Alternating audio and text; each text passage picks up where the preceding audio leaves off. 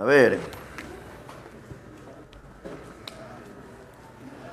la clase anterior empezamos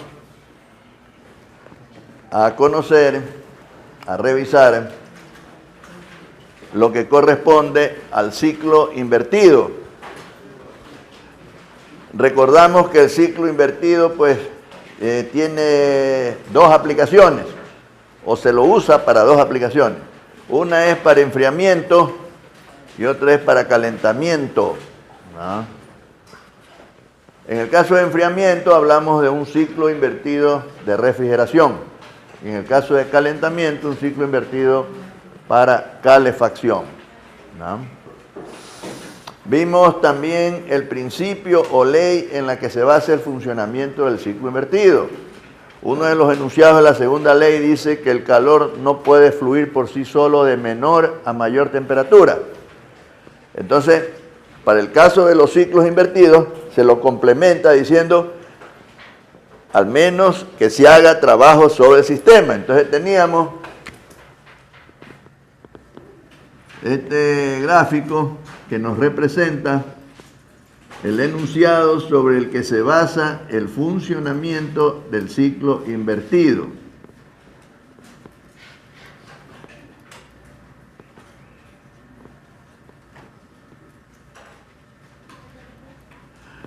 Ese enunciado corresponde a este señor Clausius, ¿no? Clausius fue el que comenzó a definir a esta parte de las ciencias como termodinámica, ¿no? Y viendo este gráfico, les decía que se hace una analogía con un sistema de fluidos, en donde aquí podemos considerar esta región de menor temperatura como que fuera una región de menor presión, acá esta región de mayor temperatura como que fuera una región de mayor presión, como es el caso que se tiene, por ejemplo, de agua almacenada en una cisterna y la queremos llevar a un tanque elevado. Entonces, el agua por sí sola no se va a ir de aquí para acá. Entonces, para que vaya de menor a mayor presión, hay que hacer trabajo sobre el fluido. Y ese trabajo se lo hace colocando una bomba, ¿no es cierto? Esa bomba coge el fluido de una presión y lo lleva a otra de mayor presión, haciendo trabajo sobre el sistema. Entonces, ese es el enunciado de la segunda ley. La primera ley diría que el calor rechazado es igual al calor añadido más W. Aquí les hice el caso del cuarto adiabático, donde hay un refrigerador, ¿no es cierto? Y se abre la refrigeradora y se lo deja funcionar por un tiempo. Veíamos que la temperatura del cuarto, así esté el refrigerador abierto, termina aumentando porque le estamos metiendo energía al cuarto, ¿no? Está adiabático, pero el flujo eléctrico puede fluir a través de la frontera independiente del flujo de masa, ¿no? Entonces, por esa analogía de la cisterna con el tanque elevado y la bomba de agua para llevar el agua allá arriba, es que al ciclo invertido, sea para enfriamiento o para calentamiento, se le designa el nombre genérico de bomba de calor, heat pump, ¿ya? Entonces, les decía que cuando vean por ahí la expresión bomba de calor o heat pump, se está refiriendo a un ciclo invertido. No es solo para el ciclo invertido para calefacción, sino el ciclo invertido. Esto se puede usar para enfriamiento o para calentamiento. Para enfriamiento, si este es el propósito; para calentamiento, si este es el propósito. El mismo ciclo, ¿no? ¿Alguna pregunta?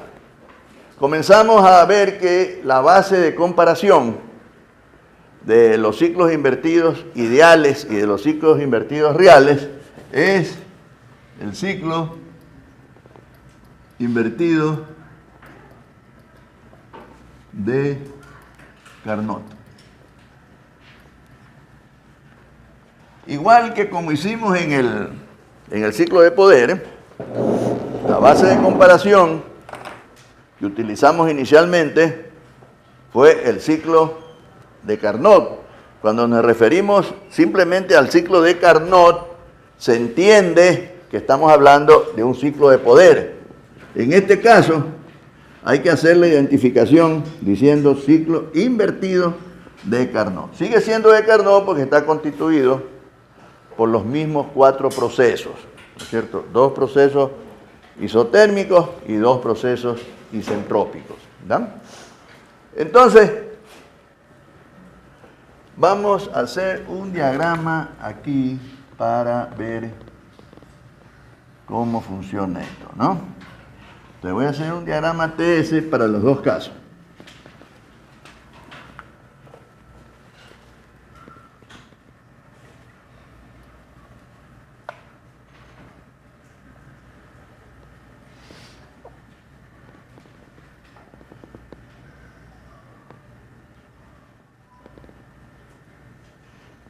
Fíjense, voy a poner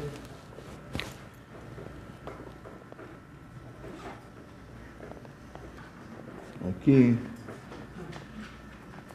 la temperatura T0. ¿Ah?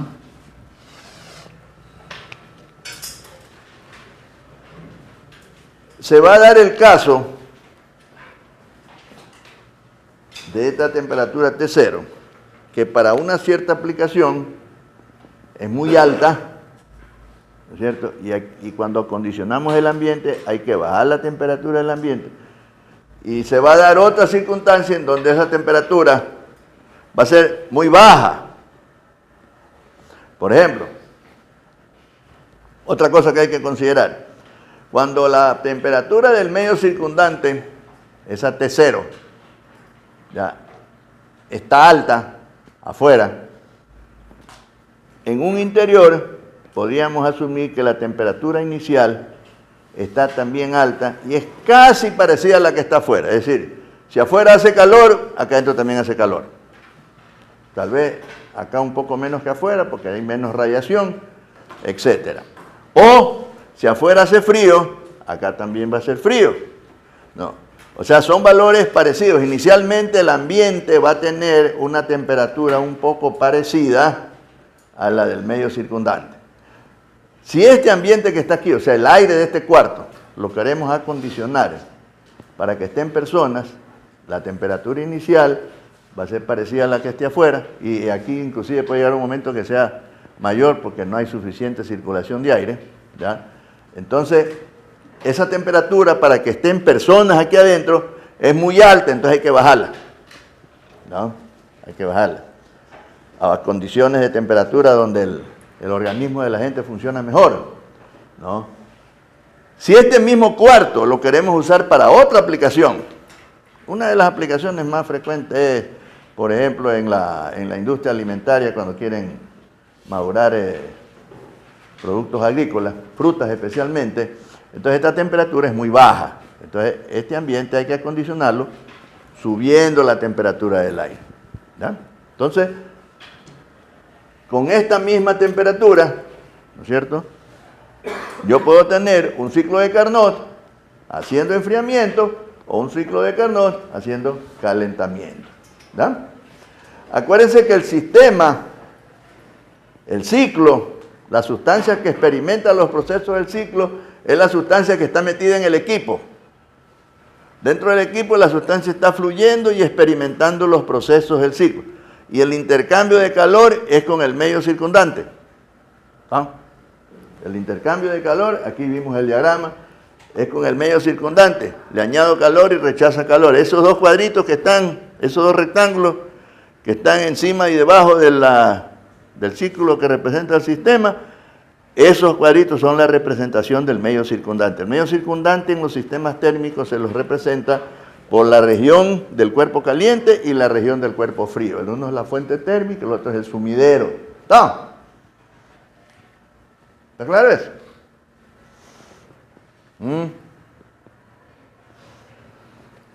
Entonces, si yo quiero acondicionar esto para que estén personas, voy a poner que este sea para enfriamiento. Entonces, la temperatura que yo quiero es esta. Entonces, esta la voy a llamar T sub R. ¿no? ¿Cómo va a funcionar esto? A ver. Déjenme primero hacer el dibujito, después lo copian. Porque hay que borrar una parte.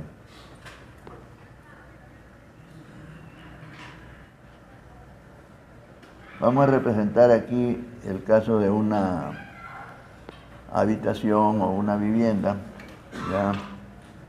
Que esto esté el tumbado, el piso estén debidamente aislados, las paredes, ¿ya? Y entonces, por aquí, voy a colocar un aparato.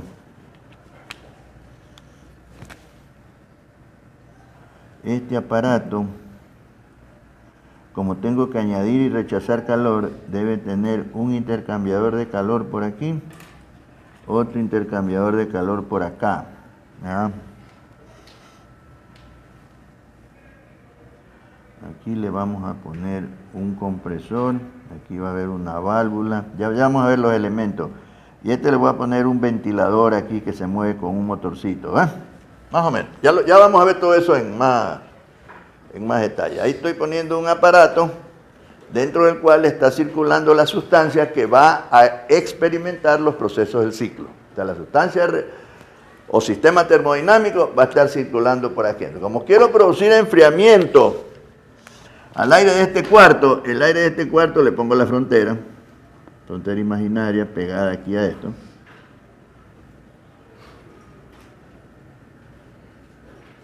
Aquí pues va a haber alguien aquí. Ya. Entonces, como quiero producir enfriamiento, entonces aquí inicialmente tengo una temperatura de Tsuki aquí dentro del cuarto. Cuando yo prendo el aparato, esa temperatura va a comenzar a bajar hasta que llegue a TR. Entonces ahí se colocan unos aparatos que hay que ubicarlos bien para que midan la temperatura apropiada, ¿ya? Y entonces cuando llega ese valor, se apaga. Tienen unos controles que hace, por ejemplo, que se apague todo el sistema o se apaga la parte de refrigeración y queda un ventilador para mantener la circulación del aire, ¿no? Entonces, estos aparatitos son lo que se llaman los termostatos. Termostatos.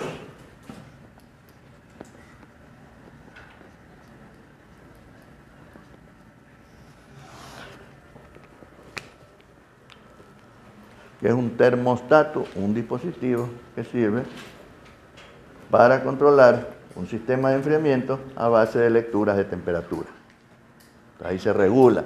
Ya lo vamos a ver, la próxima clase les voy a traer uno para que lo vean cómo es por adentro, ¿no? Entonces, hay unos que estos son digitales, ¿ya? Hay otros que tienen una columna de mercurio, y entonces cuando usted mueve aquí lo gradúa, esa columna se hace así o se hace así. Entonces, ¿qué es lo que pasa? Que el mercurio, como es un metal, cuando sube la temperatura, se dilata, ¿no?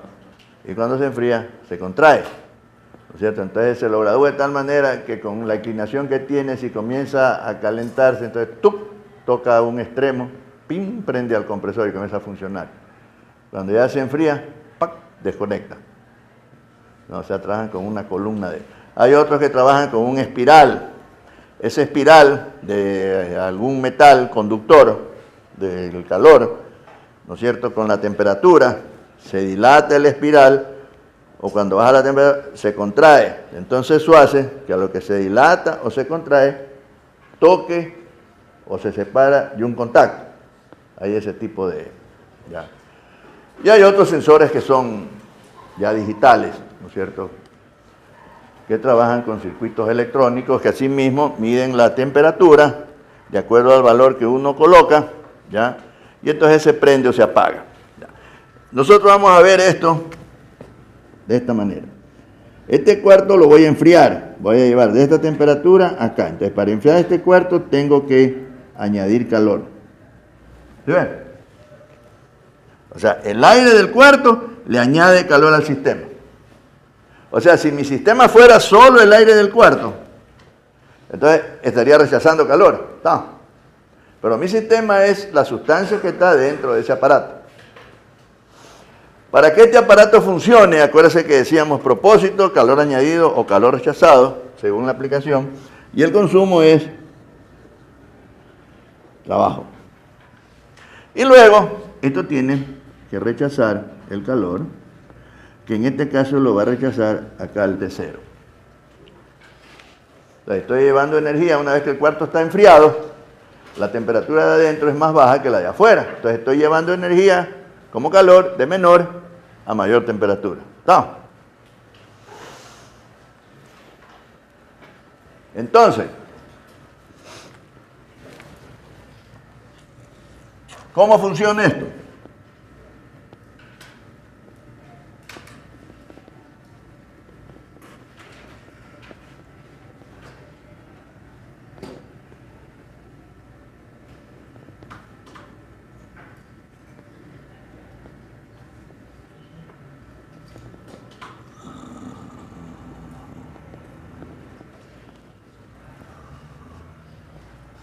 Fíjense, esto se va a mover así, el punto de estado. ¿Recuerda el cuadrito que hicimos? Que el punto de estado se desplaza en el ciclo invertido en sentido contrario al de las manecillas del reloj. ¿Ya? Y de ahí es que sale el nombre de ciclo invertido.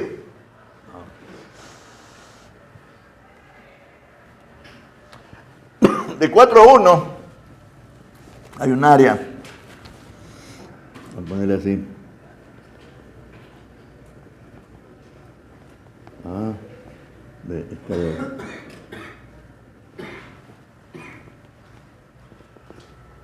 Esta área es el calor que se está añadiendo. ¿Por qué sé que es calor añadido? A la sustancia. Acuérdense que los procesos que están ahí dibujados del ciclo de Carnot, los 4 procesos, son los procesos de la sustancia que está dentro del aparato. Estas otras temperaturas que he puesto acá son temperaturas externas, no son del sistema. Son con las cuales el sistema va a interactuar. ¿Ya? Entonces, yo necesito que en esta parte del ciclo, este intercambiador de calor, por el cual está circulando la sustancia, que es mi sistema termodinámico, esté a una temperatura un poco menor que la temperatura del cuarto. O sea, la temperatura de la sustancia que está circulando dentro del aparato tiene que ser un poco menor que la temperatura del cuarto para que el cuarto le añada calor al sistema. No. O sea, este calor añadido de aquí, aquí le puedo poner si quiere, que aquí hay un delta S. ¿Ya? Este calor añadido al sistema, a la sustancia que está circulando por aquí, ¿ya? Proviene del aire del cuarto que está a esta temperatura. Entonces, del aire del cuarto le añado calor a este sistema. Para mi sistema, la energía que recibe como calor de 4 a 1 está representada por esta área. ¿Ya? Entonces, ya le añado esa energía. Esto está fluyendo así, en este sentido. Aquí viene el compresor. El compresor coge y centrópicamente lo comprime hasta una temperatura un poco mayor que la del medio circundante, que la de este que sería un sumidero para un sistema de potencia. Ya. Lo comprimo. ¿Para qué lo comprimo hasta allá arriba? Para que el sistema de 2 a 3, de 2 a 3, rechace calor. O sea, el sistema de aquí a acá le rechaza calor a este aire que está allá afuera. O sea, si tuviéramos una unidad de ventana como está aquí representado, usted se va del lado de afuera, pone la mano y siente, está saliendo la energía, está caliente, acá. Entonces, como tengo aquí procesos reversibles, entonces yo puedo representar el calor de 2 a 3, o sea, el calor rechazado, como el área que está debajo de esa línea, y sería Todo esto, ¿eh? Ese es el calor rechazado. Y luego pasa por un expansor, puede ser una pequeña turbina, por ejemplo, entonces donde el ciclo hace trabajo. Entonces por aquí, W entra, por acá, W sale. Entonces, este se expansiona hasta un valor de temperatura un poco menor que la temperatura del cuarto, para que el cuarto le añada calor al sistema y entonces está funcionando cíclicamente. Acá estoy añadiendo calor. ¿Ah? Acuérdense que el ciclo reversible, el ciclo de Carnot y cualquier otro ciclo ideal son reversibles siempre por definición internamente. O sea, la reversibilidad implícita está considerada como una reversibilidad interna. Acuérdense que la reversibilidad interna o la irreversibilidad interna se debe a la fricción entre capas de fluido. ¿Ya? Pueden ser laminares, puede ser turbulentos, hay fricción entre las capas de fluido, ¿ya? Y eso da lugar a que se produzca una irreversibilidad interna. La reversibilidad interna es cuando no hay esa fricción entre capas de fluido. ¿Ah? Ahora, aquí para que haya la transmisión de calor, necesitamos un delta T y acá necesitamos este delta T. No necesariamente son iguales los dos, ¿ah? No necesariamente. Esos delta T están entre 10 y 15 grados Fahrenheit, a veces entre 10 y 20, ya para que haya una buena transmisión de calor. Acuérdense que esto está fluyendo rápido, ¿no? Está fluyendo rápido. Entonces necesita una gradiente de temperatura para que se alcance a transferir toda la cantidad de energía que queremos transferir como calor, ¿ya? Si este delta T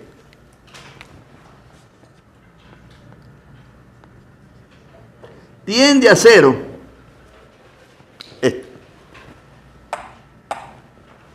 entonces a lo que el delta T tiende a cero, entonces la transmisión de calor ya se vuelve muy lenta, conforme se va acercando a cero.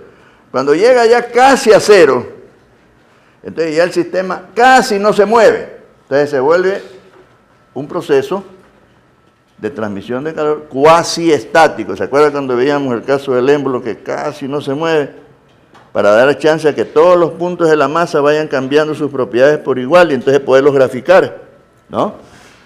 Entonces aquí, si hago que la transmisión de calor, que es con el medio circundante, ya, lo haga con un delta T que tiende a cero, entonces vamos a tener una transmisión de calor cuasi estática, y como es con el medio circundante, con el exterior, entonces en esas circunstancias tengo que el ciclo además es reversible externamente. ¿Ya? Además es reversible externamente si esto tiende a cero. Entonces tengo reversibilidad externa. Entonces cuando hablamos al revés de irreversibilidad, la irreversibilidad externa se produce con deltas T diferentes que cero. La irreversibilidad externa se produce cuando el delta T es diferente que cero. Cuando tiende a cero, o sea que es casi cero, ahí es reversible también externamente. Y en ese caso los rendimientos deben ser mejores todavía. Si solamente con ser reversible internamente, el ciclo de Carnot es el de mayor eficiencia en el mismo rango de temperatura. ¿Ya? Entonces, si los delta T tienden a cero, entonces la eficiencia aumenta. Pero en la práctica, esa reversibilidad externa no la consideramos porque el sistema es muy lento. En la práctica nosotros queremos equipos de alta potencia, es decir, que la energía se convierta rápido, tanto el calor en trabajo como el trabajo en calor, ¿no? Entonces, esos sistemas tienen flujos másicos altos, ¿ya? entonces ya no podemos hablar pues de procesos cuasiestáticos. Pero sí podemos idealizar la parte de reversibilidad interna aplicada a los sistemas reales, como en efecto vamos a ver aquí en lo que queda del curso. ¿Alguna pregunta?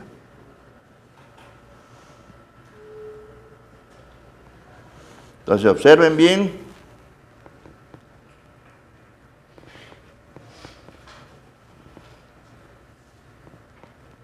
Fíjense que estoy tomando esta misma temperatura y voy a coger el mismo ciclo. Aquí lo coloqué aquí para producir enfriamiento. Porque, fíjense, supóngase que pongo esta unidad de ventana aquí. Y entonces allá afuera es un corredor, puede ser un lugar, ¿verdad? Es conveniente que tenga un poco de sombra, porque si le da la radiación directa, entonces vamos a ver que sube la temperatura acá afuera. Entonces, si sube la temperatura allá afuera, entonces le cuesta más trabajo al calor salir. ¿Ya? Entonces, después le ponemos una cubierta para que no le pegue directamente la radiación, ¿no? Y entonces ahí mejora la eficiencia, consume menos energía y le hace el mismo enfriamiento, ¿no? Entonces, eso es importante. Entonces, pero supóngase que yo necesito acondicionar este ambiente para que estén las personas aquí trabajando, haciendo algo, ¿ya? Y resulta que necesito un ambiente con una temperatura un poco más alta aquí al lado. Entonces yo puedo con el mismo equipo puesto aquí, estar enfriando aquí y estar calentando allá al lado. No, el mismo ciclo. ¿Ya? Entonces, aquí lo vamos a representar en este diagrama TS doble que he hecho. ¿Ya?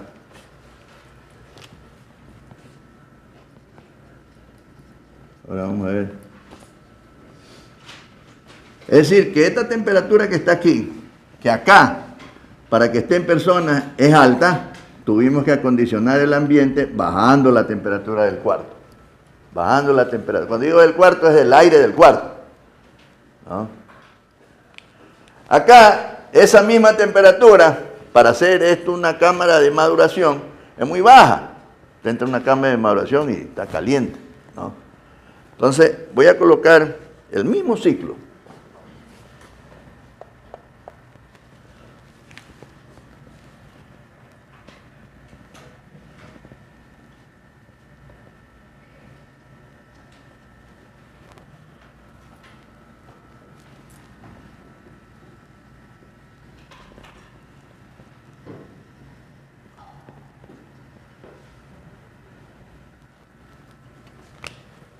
Y entonces la temperatura que queremos va a ser acá. Esta la vamos a llamar T sub R. La R es por el room, por el room, el cuarto. A ver, aquí vamos a hacer algo parecido.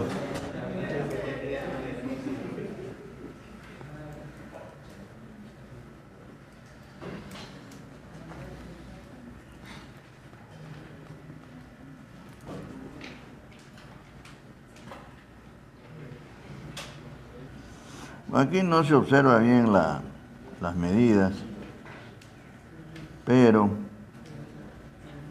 todas estas cosas tienen un lugar apropiado. Siempre hay los dos intercambiadores de calor, ¿eh? Porque hay calor añadido y hay calor rechazado, ¿no?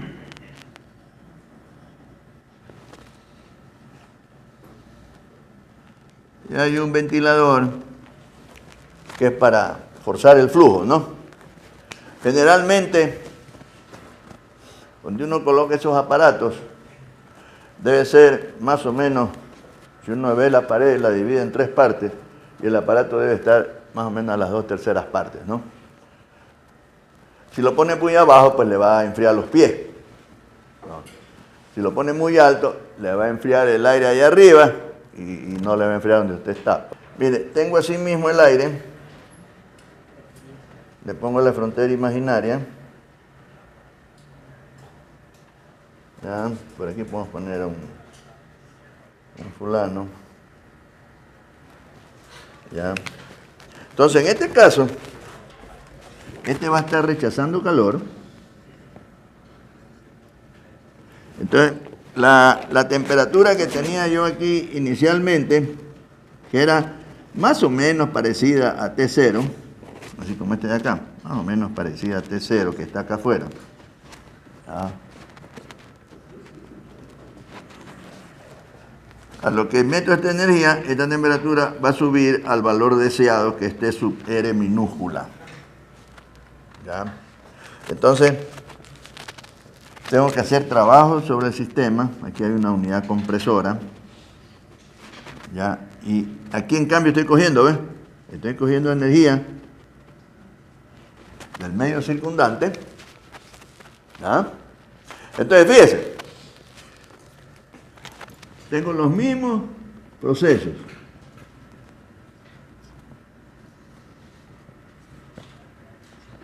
De 4 a 1 estoy añadiendo calor. ¿Qué calor estoy añadiendo?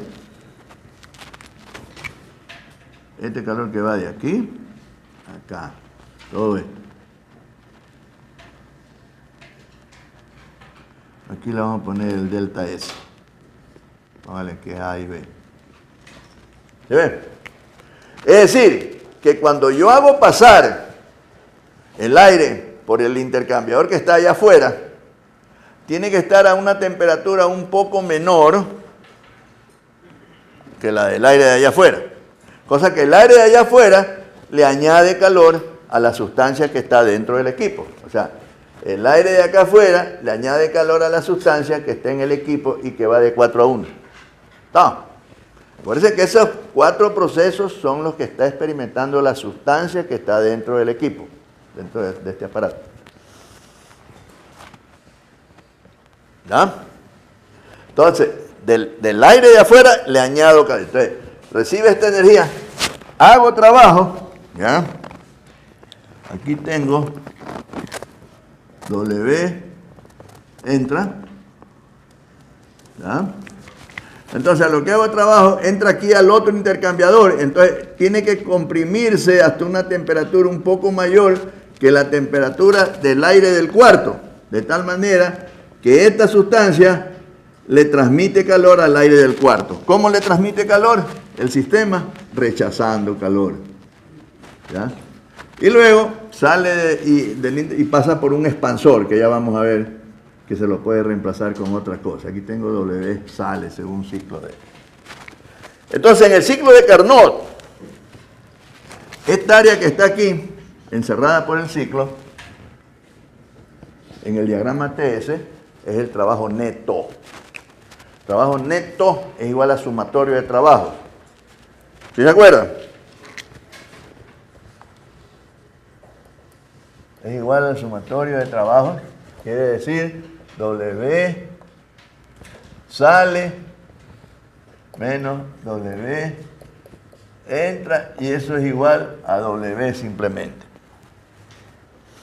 Y el W en los ciclos reversibles, ¿no es cierto?, es igual al sumatorio de calores. ¿Vamos?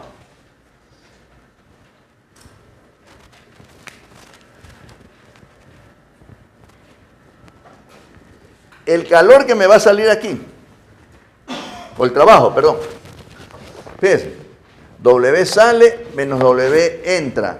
¿Cuál va a ser mayor?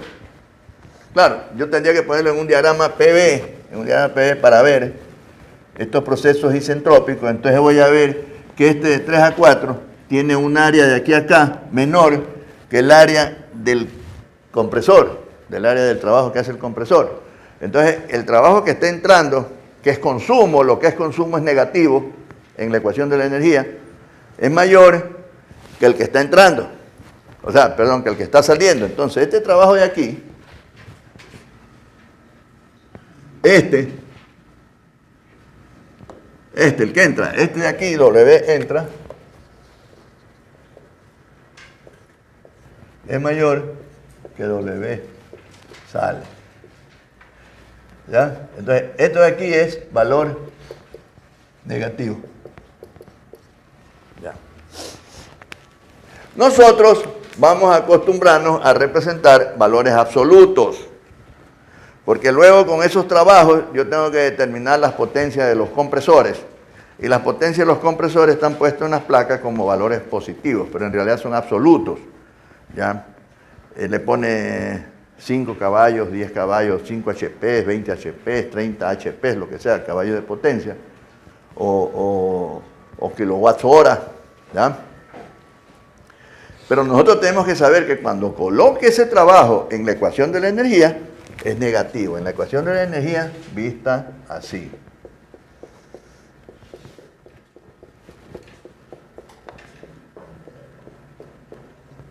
Este trabajo que yo saque aquí como valor absoluto, cuando yo lo ponga aquí, es menos. Vamos. Entonces, ¿cómo está funcionando esto? Comprimo hasta una temperatura un poco mayor. Aquí se produce esta es la temperatura. La temperatura 2, se produce aquí un delta T. Acá hay otro delta T. ¿Ya? Entonces, llega hasta esta temperatura de acá, que es un poco mayor que la temperatura del aire del cuarto. Entonces, el sistema que está a mayor temperatura rechaza calor y le añado calor al aire del cuarto, al aire que está aquí. Luego pasa por este expansor y se estrangula hasta una temperatura un poco menor que la temperatura que hay afuera. De tal manera que cuando pasa de aquí a acá por este intercambiador de calor, el aire de afuera le añade, este aire que está a esta temperatura mayor, le añade calor a esta sustancia que va de 4 a 1. No sé si lo pueden visualizar, ¿no? Eso es importante verlo con el ciclo de Carnot, porque luego con los otros ciclos es un poco más difícil visualizarlo. Entonces es importante ver esto claramente en Carnot. No. Acuérdense que estas son temperaturas externas, no son la TR y la T sub 0, son temperaturas externas. Las temperaturas del sistema, de la sustancia termodinámica, es las que va pasando a través de los procesos del ciclo. Esta es la temperatura que tiene cuando le añado calor. Esta es la temperatura que tiene cuando rechaza calor. ¿Ya? Entonces, eso hay que tener claro, ¿no? El cuarto le tiene que añadir calor al sistema cuando quiero enfriar el cuarto. Le tengo que quitar energía al aire del cuarto. ¿Cómo le quito energía? Haciéndolo pasar al lado de una sustancia que está a menor temperatura. Si esa sustancia ahí dentro está a menor temperatura, entonces el aire del cuarto le va a transmitir calor. Ese tengo que rechazarlo para que el ciclo funcione. ¿Cómo tiene que estar la temperatura para rechazar el calor allá afuera? Tiene que estar un poco mayor que la temperatura del aire allá afuera, para que esa sustancia rechace calor al aire allá afuera. ¿Sí ve? Entonces, eso hay que visualizarlo bien para poder entender. Ahora, miren, supóngase que esto está puesto en una escala real y supongamos que el sistema que yo tengo ahí, real, pueda funcionar con el ciclo de Carnot. Imaginémonos un rato que el ciclo de Carnot pueda funcionar en una máquina real, ¿no? Vamos a hacer un caso hipotético, ¿no? Es un ciclo ideal, no es real. Vamos a imaginarnos que esté funcionando según Carnot. ¿Ya? Si está funcionando según Carnot y estas áreas representan las cantidades de energía que estoy transfiriendo como calor, y si el coeficiente de performancia para enfriamiento dice que es calor añadido sobre trabajo, entonces yo tendría que determinar esta área de aquí, ¿ya? Y dividirla para esta área de acá. ¿Sí ven? Entonces, en este caso, esta área de aquí es más chica que esta de acá. Entonces, aquí me va a dar un valor, lo que sea, pongámosle como que sea 0,8, menos que 1. ¿Ah? En el caso del sistema de calefacción, eso porque yo tengo las temperaturas puestas ahí, pero imagínense que esta línea estuviera acá abajo, así. Entonces, esta área de aquí es mucho más grande que esta de acá. Puede ser el doble que el área encerrada por el ciclo. Entonces, el factor de performance va a ser 2. ¿Sí? ¿Está claro? Imagínense que la temperatura no está medida desde aquí, sino que tengo este eje más abajo. Entonces, el área de calor añadido va a ser más grande. Imagínense que sea por acá. Entonces, más o menos, esta área es el doble que la que tiene el ciclo. Entonces, si divido ese calor añadido para el área del ciclo, me va a dar 2 sobre 1. Va a ser factor de performance 2. Lo que tiene que tener presente es que no es un porcentaje, como el rendimiento térmico. Eso es lo que hay que tener presente en la performance. Y ahí le puede salir... no, hay ciertos valores, están entre 2 y 3, a veces hay un poquito más de 3, ¿ya? Por la temperatura está de aquí. No, esa es la limitante, ¿no? Fíjense, si fuera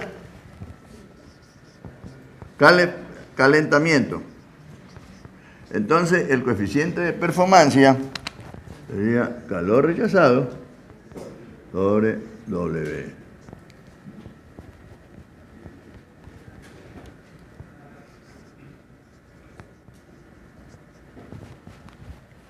Veamos el caso aquí. ¿Cuál es el calor rechazado? Toda esta área, ¿ves?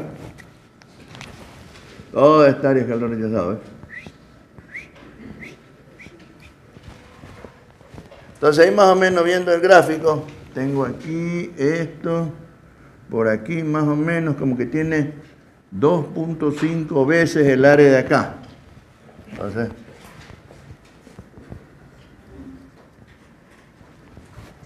¿sí?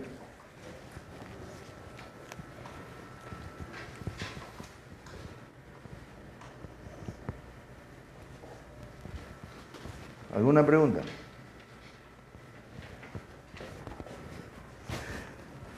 Términos energéticos del ciclo de Carnot. Calor añadido.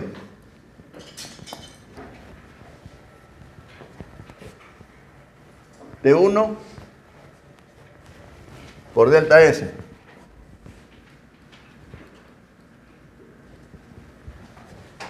Vamos. T1 por delta S. El delta S es este de aquí. Que para este caso es positivo, para este caso es negativo. El mismo, porque están ahí dos líneas isentrópicas, ¿no? Aquí le puede poner, si quiere, BTU por libras de masa, o lo que quiera. Calor rechazado.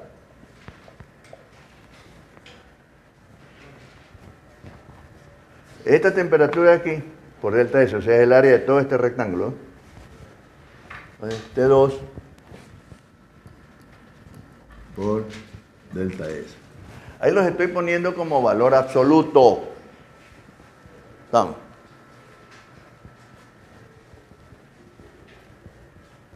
W. Esto, póngale así, valor absoluto. ¿Ah?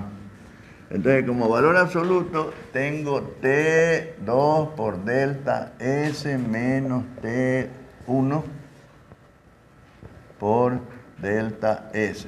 ¿Está? ¿Qué estoy haciendo?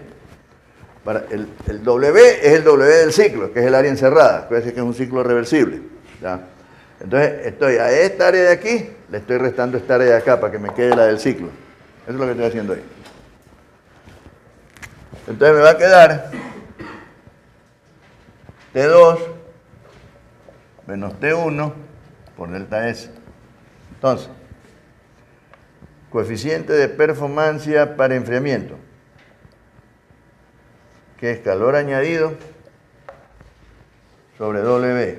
Calor añadido, T1, delta S, trabajo, T2 menos T1, delta S. Entonces, el coeficiente de performance es T1 sobre T2 menos T1.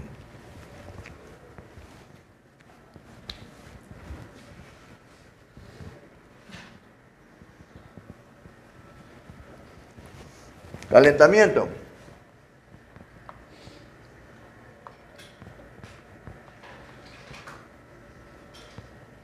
Producción a consumo.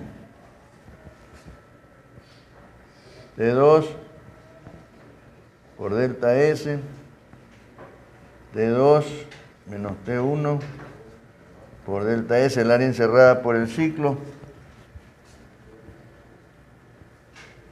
Y este es T2 menos T1.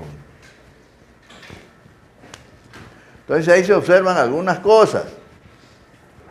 La principal cosa que observamos es que el denominador de estas dos expresiones son iguales, ¿no? Y los numeradores dependen de cuál sea la aplicación. Si es para enfriamiento, esta temperatura; si es para el calentamiento, este acá. Entonces, ahí surge una pregunta que siempre está en todos los libros, cuando ven ciclo invertido. Le dice, le dan las temperaturas. Le dan la temperatura 1, la temperatura 2, ¿ya? Y entonces le dicen el coeficiente de performance para enfriamiento. Y entonces le dicen, ese ciclo tiene este coeficiente de performance, ¿ya? ¿Cuál sería el coeficiente de performance si este ciclo de aquí se lo aplicara para calentamiento? ¿Sabes esa pregunta? Entonces lo que tiene que hacer es que en lugar de temperatura le pone la de acá, nada más. Vamos.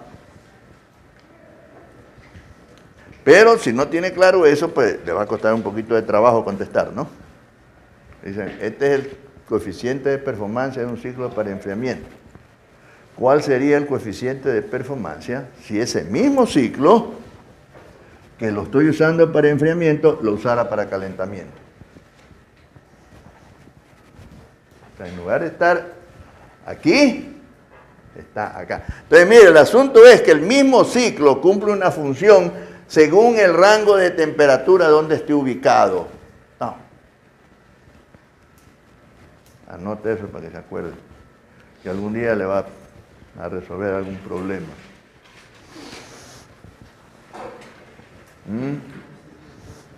Entonces, el ciclo de Carnot es el que nos permite a nosotros pensar en cómo funcionan los demás sistemas, los ideales y los reales. Por ejemplo, supóngase que tengo un sistema de enfriamiento para enfriar el aire de este cuarto, ¿no?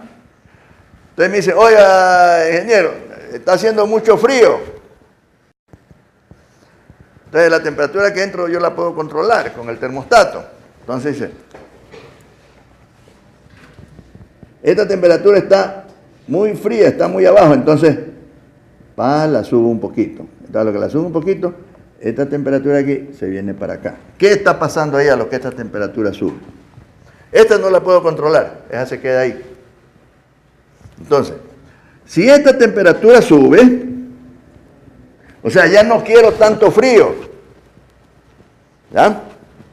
Entonces el calor añadido aumenta, ¿no es cierto? El calor añadido aumenta, el trabajo que está haciendo el ciclo disminuye. Si esto aumenta y esto disminuye, ¿qué pasa con esto? Debe aumentar, y bastante. Entonces, cuando la gente prende esos aire acondicionados para arroparse, están gastando una cantidad tremenda de energía. No. Entonces, la otra, supónganse que estamos bien aquí de